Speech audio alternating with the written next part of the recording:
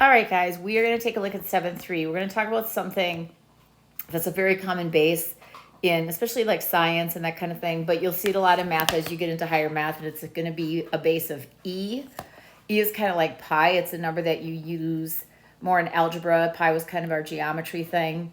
But like pi, E goes on forever.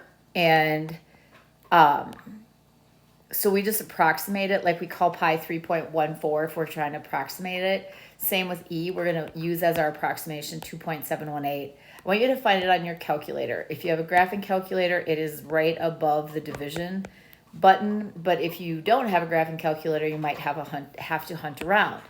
The other thing that you might want to try to find on there is an e to the x. If you have a graphing calculator, it's the second function of your ln button. And the reason there's an e to the x button is we'll do a lot of calculations where we have to take e to a power. When you have these simplify problems with e in it as a base, it's just as if they were x's or any other letter. I have 2 here, 5 here. I'm multiplying those bases, so I really end up just adding the power. In the second example, the numbers get multiplied, so I have a negative 12. And then e to the 3 with e to the 7 is going to be e to the 10. Don't confuse that with subtraction. There's a multiplication, so that's just a negative sign. So 2 times negative 6 gave me the negative 12, and the powers of e combined. Here we know from our experience that you multiply that power in. So we have 5 to the second, e to the negative 6x. 5 to the second will be 25. And keep in mind, when you have a negative power, it actually has to go to the bottom.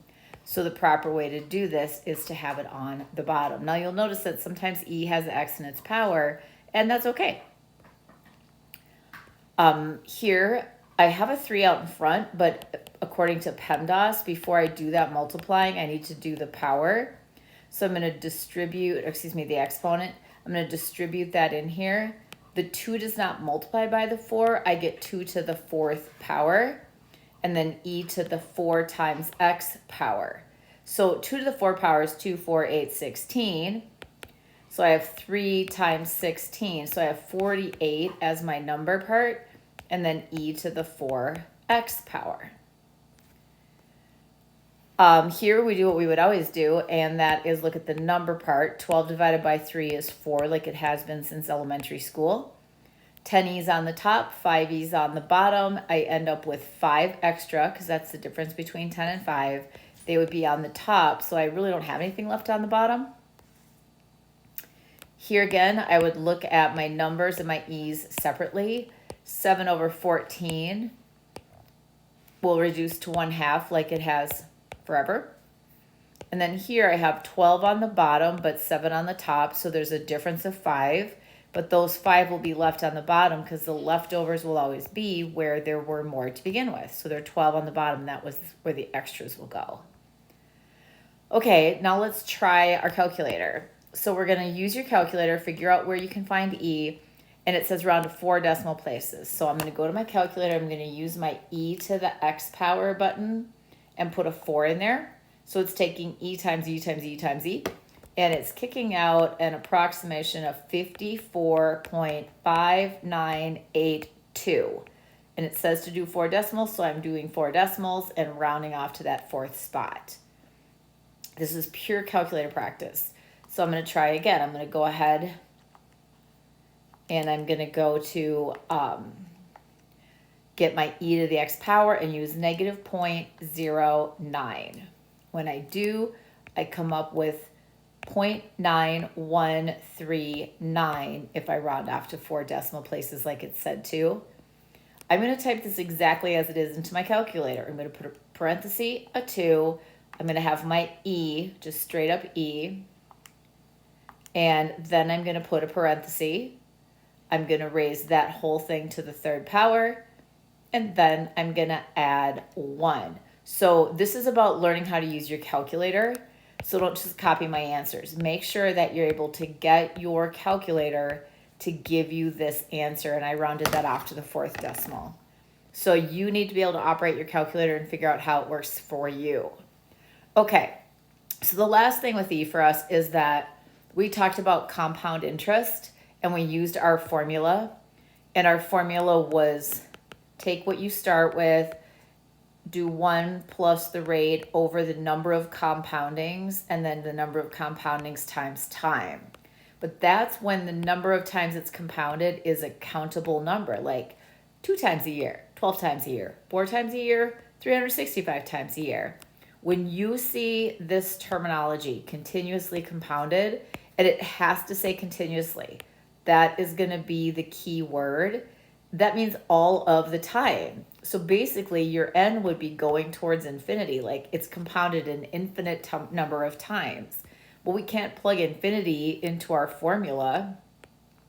So this is the formula. We use E as kind of our growth factor. This is still going to be our principal, so that's going to be what we started with. This is still going to be what we have at the end. This is still rate. This is still time in years. And the only thing that's different is we use E, which is it's a number, just like pi. And so that's going to be kind of our growth factor. So we did these before. We did all the 4,000s deposited and so on. We're doing that again. We're depositing 4,000.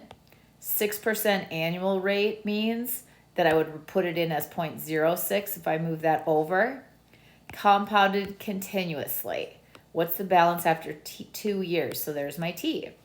So this PERT equation is my new go-to if it says continuously. So it didn't tell me how many times it was compounded. It said continuously.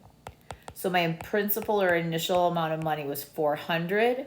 And then I'm going to have E raised to the rate, which was 0.06, times time, which was 2. So again, figure out how to make your calculator give you this answer. 4,000 e to the 0.06 times 2 power. So if you do this correctly, you need your calculator to kick out $4,509.99. I'm rounding up because there's a 7 after the 8. Like this said 0.987, but it's money, so I'm going to go to 0.99. Get your calculator to give you that answer so you know what you're doing. So last thing for today, you deposit $1,350. Okay, well, if that's how much you put in, then that's your principal. So I'm going to put that in for the P. Then my E pays 3.7%. I still have to move it over because it's a percent. So it's to the 0.037 as a rate. Compounded continuously is the one that tells me to use that formula. And then what is the balance after 4 years? So that goes in for T. So I go to my calculator and type in 1350. And then I get E to a power. And then 0.037 times 4 is the power. And it tells me that 1350 will grow to be $1,565.34. All right. So that's just kind of an introduction to E. You'll see it as you get up into higher math as well. Not too terrible. Hope that helps.